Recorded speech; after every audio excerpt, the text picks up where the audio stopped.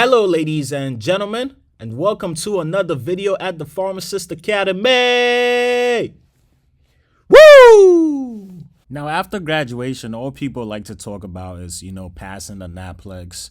But I'm here to tell you that the law might be harder than you think. In my opinion, it's actually harder than the NAPLEX.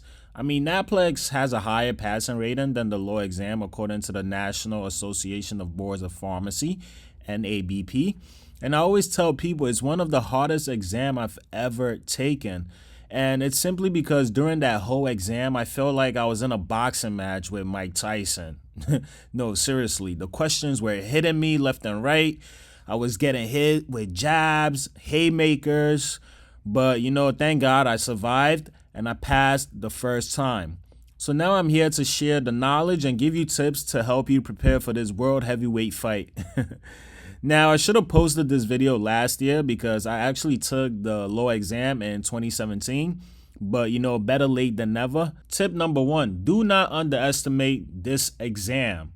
Like I mentioned earlier, a lot of people just keep talking about NAPLEX, but you need to take this exam as serious as the NAPLEX or even more serious. And the reason why I say this is because the questions they ask you on the law, majority of them are scenario based and they're not trivial questions. And I have an example here for you. So you get a prescription product recently became OTC.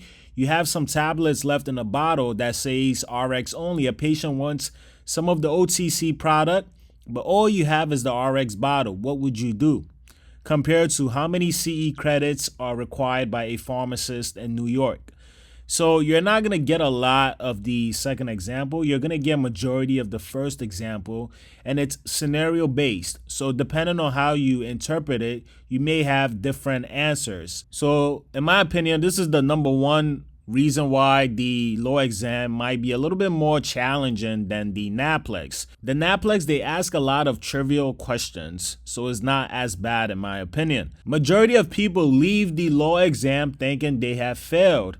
During the exam, you feel like you're getting every single question wrong, which may not be necessarily true, but that feeling that you get when you answer something correctly on the exam, you're not going to be getting a lot of that, okay?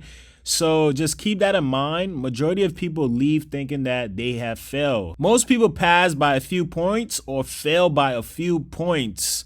Now, this is just so painful. The score you need to pass is at least a 75. And the people who failed this exam usually end up with like a 73 or 74. It's always close to the passing score. And, you just need like 1 point to get over it. And it's so painful because of that. Me personally, I've never spoken to anybody who got a 90 on this exam. If you have spoken to somebody, then please let them, come to this YouTube video and leave some tips for all of us. Do not cram. Seriously, do not cram this information like while you're studying for this exam. You want to give yourself at least 4 weeks to study. 6 weeks is perfect. And the reason why you want to give yourself enough time is that you want to have enough time to, go through the information that you're studying multiple times. Okay, now multiple repetitions is the key. Because remember, you will get trivial questions. And when you get those trivial questions, you want to make sure you answer all of them correct.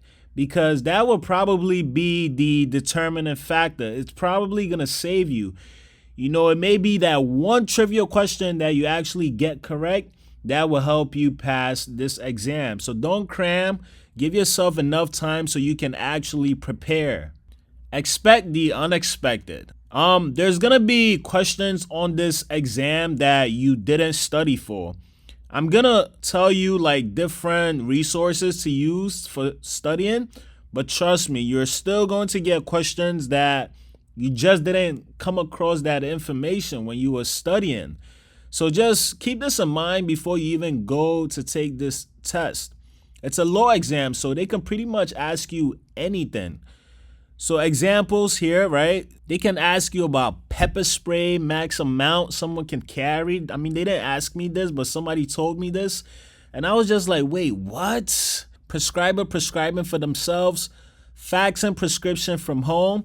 So they give you those weird scenario-based questions, okay? So just keep that in mind, and if you're able to like think of these kind of scenarios in advance, then you should try to get the answer before you actually go to take that exam. So here are some study materials that you could use to help prepare for this exam. So your class notes, of course, the State Board of Pharmacy website, especially the frequently asked questions. Okay, that's a gem right there. So make sure you take a look at that. You're going to see a lot of questions that, the public basically ask the State Board of Pharmacy, and they put the answers on the website for everybody else to see. So you're going to see a lot of good questions from there. So make sure you review this. Books, of course. I remember I used this book that I got from Amazon. I think it was called Pharmacy Simplified Law for New York or something like that. And this was the 2017-2018 version. And since then, I haven't seen any updated version, which, really sucks because that was a really good book. But I think that you could still use it because the law doesn't change that much. Ask someone, right? Ask someone specifically, somebody who passed this exam already. So find at least one person who took the exam for that same state, of course, and ask them about the types of questions they had. And I promise you, no matter who you talk to, they're going to have at least one question that kind of caught them off guard. They wasn't really ready for it. They didn't see that information when they were studying. So those are the kind of questions that you want to try to, capture and prepare yourself for. Trust me, the more people you talk to that already took this exam, they're going to give you more tips and more questions that you should, look out for. And these questions will help you determine what to study for. Make sure to master these topics. Controlled Substance Act. If you go into this exam and you're not really 100% with this part of the exam, then you're not ready. Trust me, because of the whole opioid epidemic, it's something that they really focus on, and they're going to ask you questions about this. Label requirements, that's something that you're going to see at least one question on it. So make sure you get it right when they ask you. It's most likely going to be like a trivial question, very straightforward. Hospital processes. This is something that kind of caught me off guard because during that time, even though I was working in a hospital, I thought the law exam was all about, what's being done in retail. So I didn't really focus on that. But when you're studying, you're going to come across information about, how they handle, let's say, controlled substance in the hospital setting.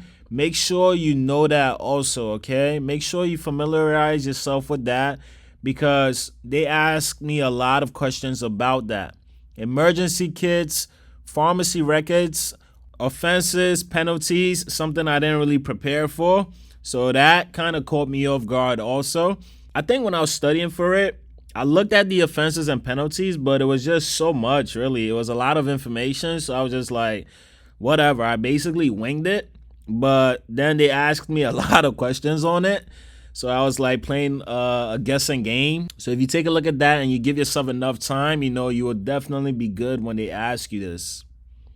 Use acronyms and X factor notes. I don't go into any exam without having some kind of acronyms for, some of the study material, right? Some of the notes. Always use acronyms if you have a chance, right? It's easy to remember compared to like the real information.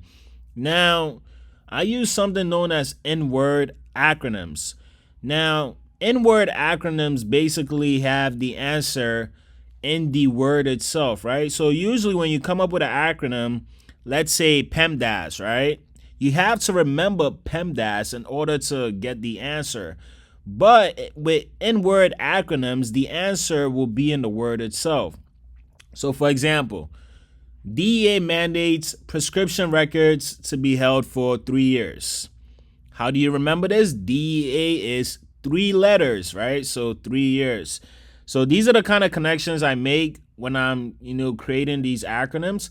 And sometimes it's very difficult to do this, but, the more you practice creating these kind of acronyms, the easier it gets. X Factor notes, this is something that I made a video on. And these are simply notes that you look at right before you go into the exam, right? So like 30 minutes before you go into the exam, you're going to look at these notes. And you actually come up with these notes while you're studying. So when you're studying, when you come across something that's hard to remember, difficult to understand, something that you know you want to look at right before you go into the exam, that's what you're going to add to your X Factor notes. And I'm going to leave a link in the descriptions for you guys to check out. And that will be the end of this video, ladies and gentlemen. Make sure to like, comment, subscribe, and share the video if it was helpful. Like I said, the law exam can be challenging, and that's the reason why the passing rate is lower than the NAPLEX. So please, guys, take it as serious as you take the NAPLEX. Give yourself enough time. Study the topics that I highlighted in this video. I also gave you like multiple study materials that you can use, and utilize the X Factor and the acronyms, okay? Make sure to connect with me on these social media platforms. Thank you for watching this video, and take care.